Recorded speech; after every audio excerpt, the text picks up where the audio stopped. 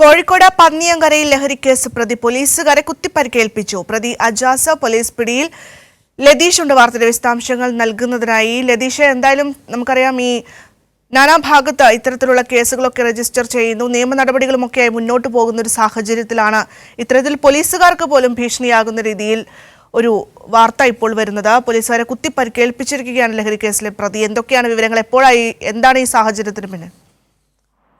ഭദ്ര, വൈകിട്ട് 5:30 കൂടിയാണ് ഈ സംഭവം നടക്കുന്നത്. കണ്ണഞ്ചേരി വെച്ചാണ് ലഹരി കേസ് പ്രതിയായ അർജാസിനെ കസ്റ്റഡിയിലെടുക്കുന്നതിനായി പോലീസ് പോയത്. ആ ഘട്ടത്തിലാണ് അർജാസ് ഓടി ഇറച്ചിക്കടയിൽ കയറുകയും ഇറച്ചിക്കടയിലുള്ള കത്തിക്ക് മൂർച്ച കൂട്ടാൻ ഉപയോഗിക്കുന്ന അരം ഉപയോഗിച്ച് പോലീസുകാരെ കുത്തിപ്പരിക്കേൽപ്പിക്കുകയും ചെയ്തത്. പന്നിയങ്കര സ്റ്റേഷനിലെ ASI ബാബു, CPO ശരത്ലാൽ രാജൻ എന്നിവർക്കാണ് പരിക്കേറ്റത്. ASI ബാബുവിന് തലയ്ക്ക് പരിക്കേറ്റിരുന്നു. ആശുപത്രിയിൽ രണ്ടുപേരും ചികിത്സ തേടി.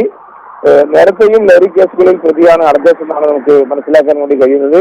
ചക്കുംകടവ് സ്വദേശിയാണ് ഇയാൾ. നിരവധി പരാതികൾ ലഹരി കേസുമായി ബന്ധപ്പെട്ടും ഇയാൾക്കെതിരെ നേരത്തെയും ഉണ്ട്.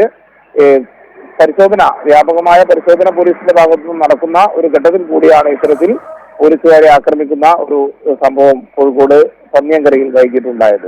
ഭദ്ര. ശരി ലതീഷ്, കോഴിക്കോട് പന്നിയങ്കരയിലാണ് ലഹരിക്കേസ് പ്രതി പിടിയിലായത്. അദ്ദേഹം പോലീസുകാരെ കുത്തിപ്പരിക്കേൽക്കുന്ന ഒരു സാഹചര്യമൊക്കെ ഉണ്ടായിട്ടുണ്ട്.